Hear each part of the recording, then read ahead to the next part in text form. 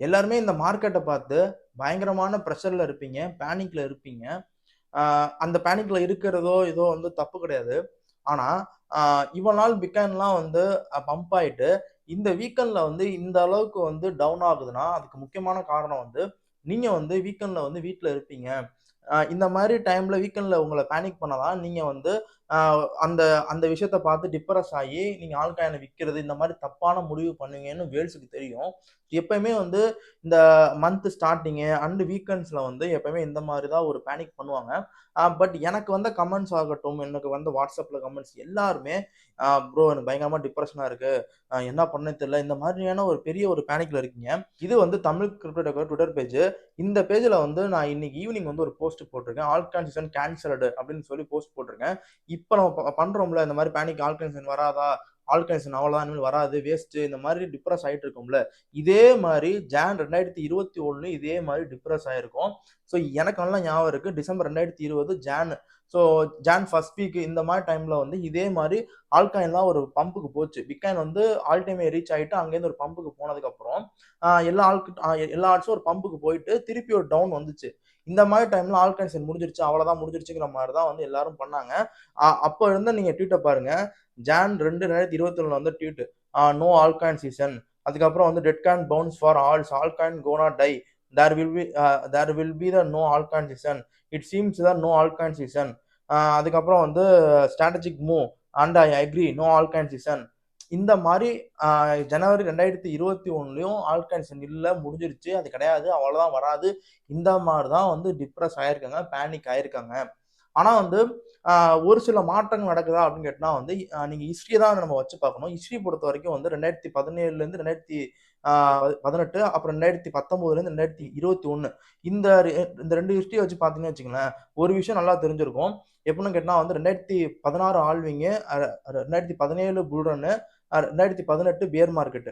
அதே பார்த்தீங்கன்னா வந்து 2020 ஆல்விங், 2021 வந்து bull market, altcoin season market.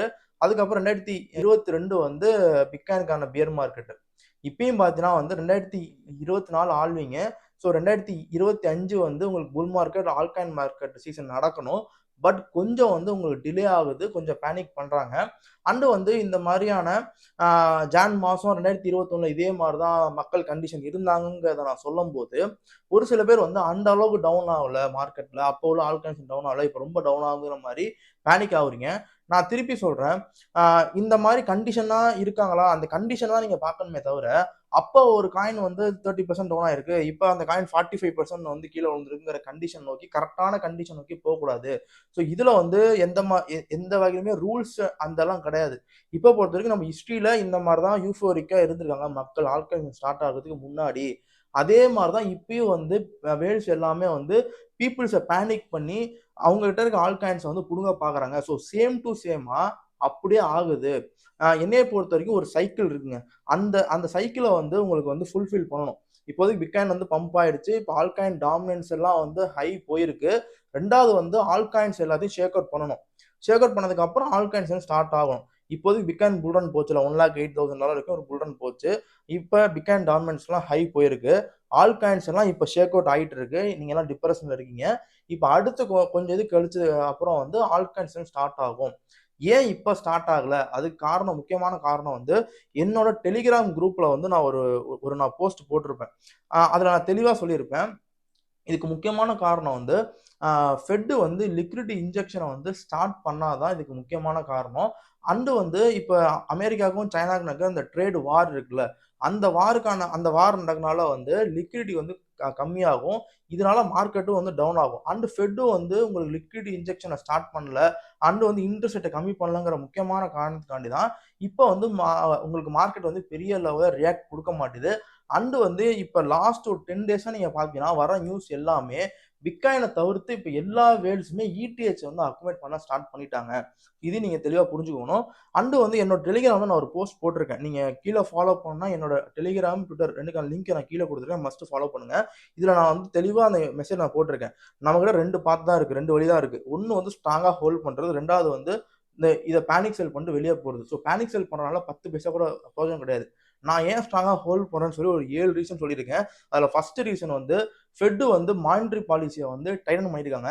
இன்னும் வந்து ஈஸ்னிங் பண்ண ஆரம்பிக்கல, இன்னும் ஃபெட் வந்து லிக்விட் இன்ஜெக்ஷனை ஸ்டார்ட் பண்ண ஆரம்பிக்கல. இது ஃபர்ஸ்ட் பாயிண்ட். ரெண்டாவது வந்து இன்ஃப்ளேஷன் வந்து 2 வருஷத்துக்கு முன்னாடி வந்து 9.4 இருந்தது வந்து இப்போ வந்து குறைஞ்சு 2.7 வந்திருக்கு. 2ங்கிறது ஃபெட் வந்து அவங்க கோல் வச்சிருக்காங்க. கிட்டத்தட்ட 2க்கு வந்துச்சு. 2.7 அந்த அந்த ரேஞ்சுக்கு வந்துருச்சு.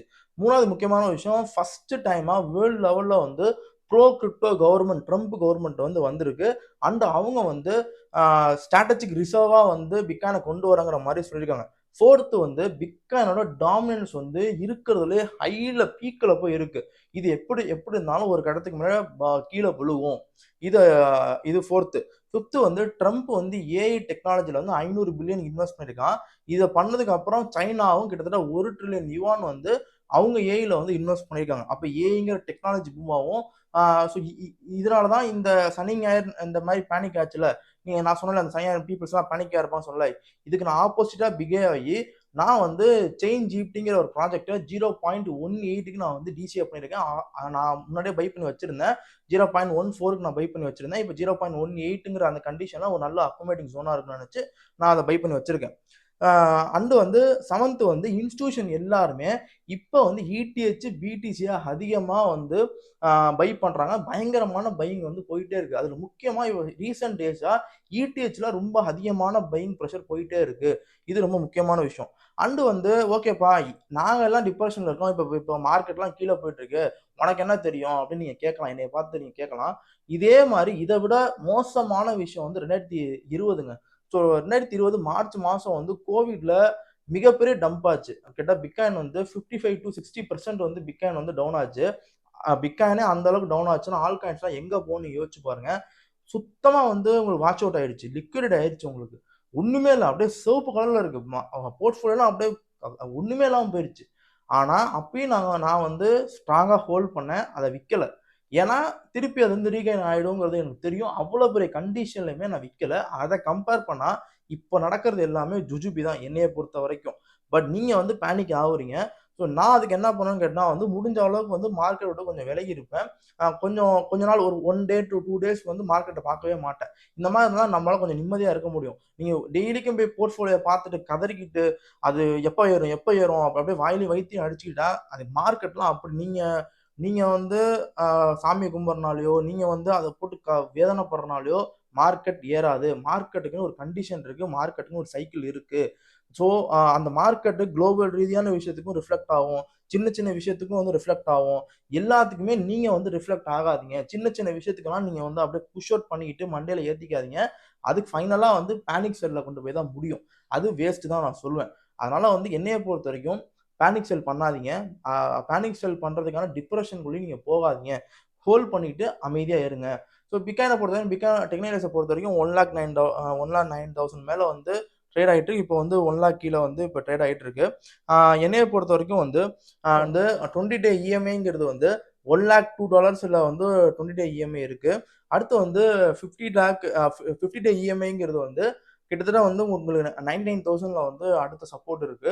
என்னைய பொறுத்த வரைக்கும் இந்த சப்போர்ட் கீழே போகாதான் நினைக்கிறேன். அப்படியே போச்சுன்னா உங்களுக்கு 96ல ஒரு சப்போர்ட் இருக்கு. என்னைய பொறுத்தவரை 1,02,000 அண்டு 99ல ஒரு சப்போர்ட் இருக்கு. சின்ன சின்ன விக்ஸ் கொடுக்கலாம். ஸோ நீங்கள் வந்து இதை நினச்சி பேனிக் ஆகாதீங்க. அண்ட் வீக்கெண்டில் மார்க்கெட்டை பார்க்காதீங்க. ஒவ்வொரு வாட்டுமே மார்க்கெட்டை பார்த்து டிப்ரெஸ் ஆகி அதை நினச்சி வருத்தப்பட்டு வேதனைப்பட்டு ரொம்ப வந்து அப்படியே ப்ராப்ளத்துக்கு உள்ளாகாதீங்க. அதெல்லாம் வேஸ்ட் ஆஃப் டைம் தான் நான் சொல்வேன். கொஞ்சம் மார்க்கெட்டில் தள்ளி நின்று பாருங்க. நம்ம நல்ல காயின்ஸை ஹோல்ட் பண்ணியிருக்கோம். முடிஞ்சால் டிசிஏ பண்ணுங்க, முடியலன்னா அமைதியாக இருங்க. அது மட்டும் நான் சொல்ல முடியும். ஓகே, இந்த வீடியோ பிடிச்சுன்னு நினைக்கிறேன். வீடியோ பிடிச்சா லைக் பண்ணுங்க, ஷேர் பண்ணுங்க, தமிழ் கிரிப்டோக்கு சப்ஸ்கிரைப் பண்ணுங்க. அதுக்கு முன்னாடி வந்து தமிழ் கிரிப்டோக்கோட ட்விட்டர் பேஜ், டெலிகிராம் 2 லிங்க் கீழே இருக்கு. மஸ்ட் ஃபாலோ பண்ணுங்க. பாய்.